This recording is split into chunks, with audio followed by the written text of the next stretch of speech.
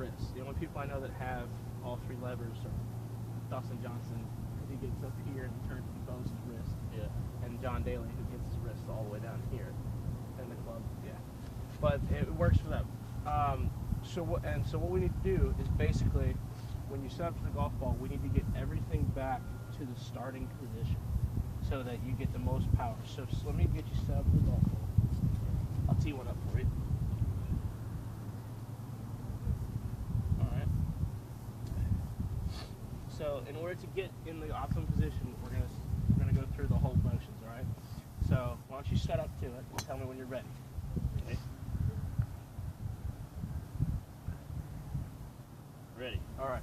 So just like we worked on the other time with balance, you want to have a very strong base. So if I come up, I should be able to push you over. You need to be very rooted and very strong. Alright? So you're good there. The other thing is, because the driver's longer and it doesn't have as much loft, you definitely want to play the ball up on your front foot, which you know. Alright? And in order to get to the maximum power, when you come through on the downswing, let me borrow this so I can show you. Alright? When you come through on the downswing, you want to be right here with this leg straight. You don't want it bowed out or in. You want everything to be straight. So that this arm is straight, it's not bent. This arm is straight, it's strong, this leg is strong, so that you can get the maximum power. So basically the club and the arm are kind of in a straight line, and so is this leg. So that you're hitting through it and using the technology to lift the ball up into the air, all right? Yep. Rather than trying to lift it yourself or steer it. All right, that's how you're going to get the most distance out of it. Because usually you can get to that on your own. So you want me to get that straight position? Get that straight on position. impact? Yeah, that's how you get the most. Start. I guess we'll start there. The most distance. That's where we can do that. We'll start there.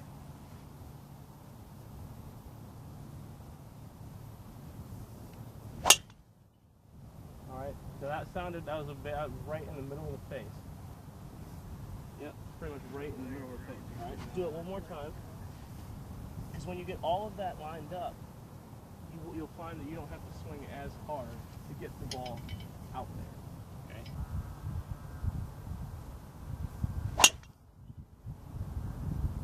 Close off. Almost 7. Almost a 7.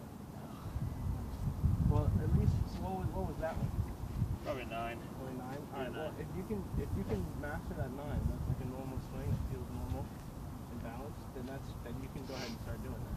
So what I'm going to do is, since this is a 7-iron, it looks like you have the ball a little bit forward in your stance.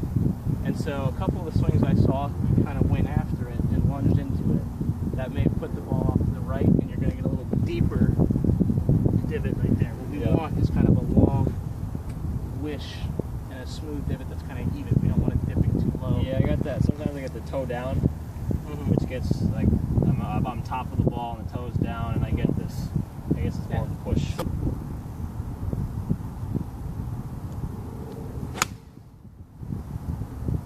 All right, now how would you rate that? Looking at the ball flight, how would you rate that shot? I like the ball flight. It seemed a little chunky. 20 yards off, maybe a 6. Okay. Not great.